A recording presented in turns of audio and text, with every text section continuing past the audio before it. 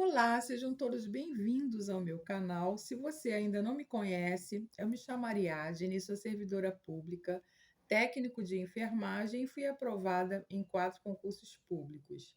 Hoje eu trago aqui para vocês um conteúdo com alguns conceitos básicos, né, em saúde pública, para você que está estudando para fazer concurso, ou até mesmo no seu curso mesmo, técnico de enfermagem. Quando a gente vai estudar saúde pública, às vezes nós nos deparamos com algumas expressões, algumas questões, alguns conceitos que nós não sabemos. Então, eu achei um PDF muito bacana, tá? Que pode estar ajudando, auxiliando aí a galera que está estudando, tá? Antes de nós irmos para o vídeo, eu gostaria de pedir a você que se inscreva e ative o sininho das notificações para você receber todos os meus conteúdos, pois eles são todos voltados para concurso público de técnico de enfermagem, tá bom? Vamos lá, sem mais delongas e vamos para o vídeo. Olá, queridos! Hoje eu trouxe aqui um PDF que eu achei na internet, tá? Muito bacana, com alguns conceitos fundamentais em epidemiologia, tá? Então, você que está estudando saúde pública, cola comigo aqui para a gente poder recapitular alguns conceitos básicos, tá? Sheila Duarte Pereira que fez esse PDF, tá? E o que é infectividade? Infectividade é a capacidade de certos organismos, né, agentes, de penetrar e se desenvolver e se multiplicar. Então, toda vez que falamos em infectividade, estamos falando na capacidade que o agente tem de penetrar, se desenvolver e se multiplicar, tá? Em um hospedeiro, que o hospedeiro é quem? Aquele que vai abrigar determinado agente, determinado patógeno, tá? Ocasionando a infecção. Por exemplo, ela pode ser alta ou pode ser baixa. No caso do vírus da gripe, é uma alta infectividade, até porque o vírus da gripe ele sofre mutações, né? Vai aprimorando material genético, vai sofrendo mutação, então a infectividade dele é mais alta do que, por exemplo, um fungo, né?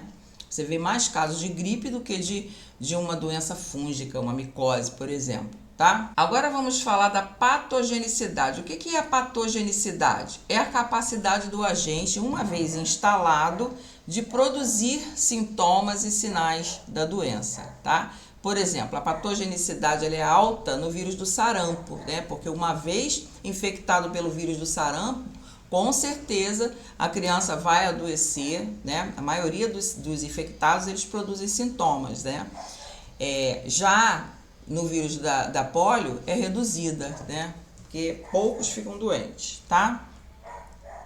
Vou grifar aqui de novo para separar. O que é a virulência? Quando a gente fala de virulência, a gente está falando da capacidade do agente de produzir efeitos graves ou fatais, tá? Relaciona-se à capacidade de produzir toxinas e de se multiplicar, porque nós sabemos que toda vez que um vírus, né, ou uma bactéria, ela infecta, ela pode produzir sim toxinas dentro daquele organismo. Então a virulência ela pode ser baixa também e alta. Por exemplo, existe uma baixa virulência no vírus da gripe, então ele tem um poder de infectar, mas ele não é tão letal, né? Tão grave, vamos dizer assim, embora possa, né, trazer sequelas, quanto o vírus da raiva e do HIV, tá?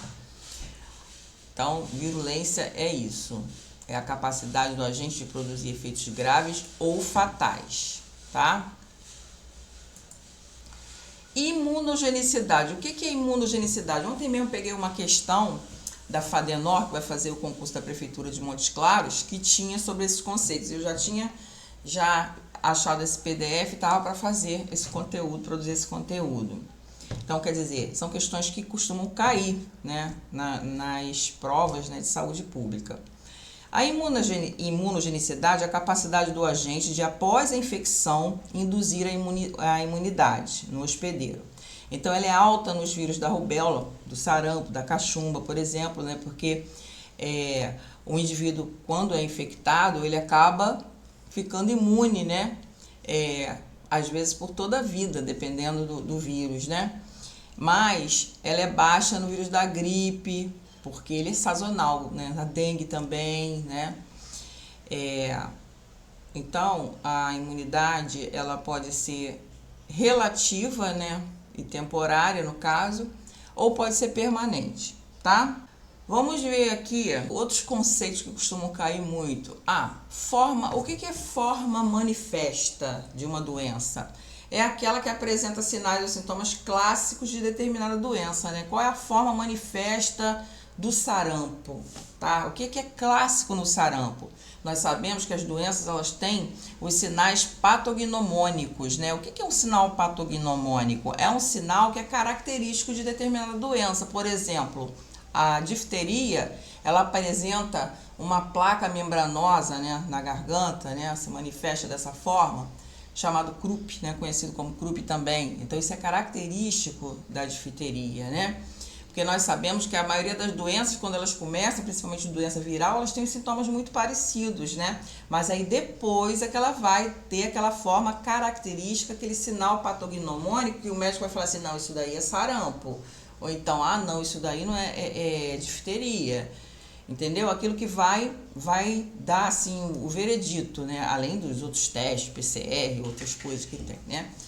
Geralmente, algumas doenças são diagnóstico clínico, mas outras exigem exame, né? Então, essa forma manifesta, né, é isso, tá? São os sinais clássicos da doença. Qual a forma manifesta do sarampo? As manchas de Koplik, né, que dão. Então, tudo isso aí, dentro da saúde pública, quando você vai estudar, é bom você saber esses conceitos. Forma inaparente ou subclínica. É aquela forma que o indivíduo está infectado, mas não manifesta sintomas, né? Por exemplo, o caso do HPV. A pessoa pode ter infecção ativa por HPV, mas não está aparecendo os sintomas, que são o quê? As verrugas, né? Ele pode estar infectado, mas só vai ser identificada a infecção através de uma prova de um PCR, um exame de PCR, né? Um exame de biologia molecular, porque a olho nu não dá para ver, né? Não dá para visualizar, mas não quer dizer que ele não está infectado. Por isso é tão importante a realização do exame colpocitológico, né, que ele vai analisar o quê? A morfologia das células, saber se a célula sofreu alguma atipia, né, se ela tá com uma atipia típica, né, de que ela tá já com um aspecto de malignidade, né? Então a avaliação da citologia oncótica é para isso, para saber se a pessoa está infectada, forma subclínica de repente, e já está desenvolvendo o câncer de útero, tá? Então, isso aí é forma subclínica. Para várias doenças existe isso. Essas doenças que a pessoa está sintomática ali, mas está doente, tá? Agora vamos ver aqui forma abortiva. É aquela que desaparece rapidamente após poucos sinais ou sintomas, mas não quer dizer que a pessoa não esteja doente. Já viu o caso de, dependendo do sistema imunológico, a pessoa fica doente um dia com sintoma e depois não fica mais, mas não quer dizer que ela não esteja... no caso, propagando a doença, tá? A forma fulminante é aquela que leva rapidamente a óbito, né? Por exemplo, uma hepatite fulminante, né?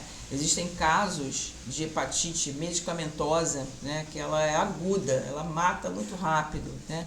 Então, por isso é necessário muito cuidado com alguns medicamentos. Pessoas que tomam, fazem uso contínuo de medicamento, é bom conversar com o médico, né? Para poder... de vez em quando avaliar a função hepática, né, para poder ver os níveis das transaminases, enzimas hepáticas, né, gama-GT, tudo isso é importante olhar, tá? Para evitar esse tipo de coisa. E medicamento, muito cuidado com medicamento, principalmente paracetamol, né? E o que é o período de incubação? Período de incubação é aquele período, né, que ele se dá desde o momento que a pessoa foi infectada, né, até o início dos sintomas, tá?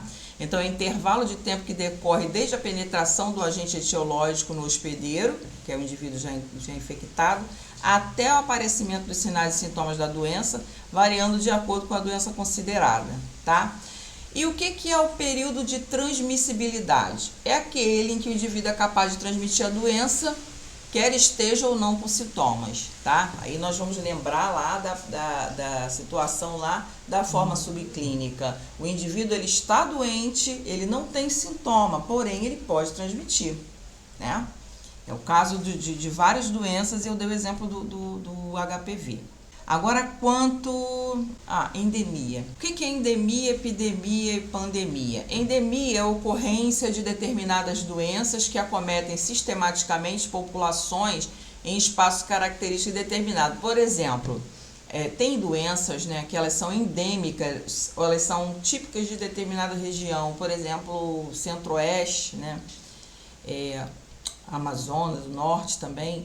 Ele tem casos, né, de malária, febre amarela. Então, a doença ela fica em determinada área. Então, são as áreas endêmicas, né? Então, quando você vai viajar para determinada região onde tem índice, né, de febre amarela, onde tem foco de febre amarela, tem que fazer vacina, né, para poder prevenir. Então, endemia é isso, né? A epidemia já é o quê? É a ocorrência em uma comunidade ou região de casos, né, de natureza semelhante, mas eles crescem, né? Crescem muito rápido, né? Podendo ter, por exemplo, um surto de determinada doença, né? Isso aí é uma epidemia. Está aumentando os casos, como é o caso dessa epidemia da dengue, né? Agora, quando atravessa as fronteiras, né, que vai para outros continentes, outros países, aí sim nós temos uma pandemia. O hospedeiro, eu já falei mais ou menos, né? O hospedeiro é quem? Aquele ser vivo que oferece condições naturais, subsistência ou alojamento a um agente infeccioso. Ele pode ser humano ou um outro animal, né? Incluindo aves e artrópodes, né? Existe o hospedeiro primário ou definitivo, né? Primário ou definitivo. E outra, vou falar também de resistência e imunidade. Resistência e imunidade. O que é resistência? É o conjunto de mecanismos do organismo que servem de defesa contra a invasão, né? Por exemplo, existe a resistência natural e a resistência adquirida, né? Nós temos, né, a nossa defesa natural, né? Os anticorpos que o nosso próprio organismo produz e também as vacinas, né? Que nos ajudam nessas defesas, né? Então, resistência é isso. Tá? Agora vamos falar de morbidade, incidência e prevalência e vamos fechar. Quem quiser o PDF, depois eu mando por e-mail, tá?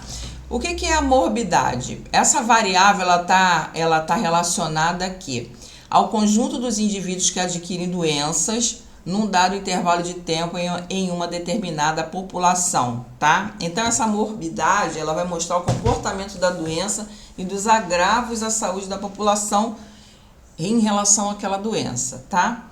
A incidência é o quê? A incidência de uma doença em um determinado local e período é o número de casos novos da doença que iniciaram no mesmo local e período, tá? Qual é a incidência da doença tal no mesmo local e período?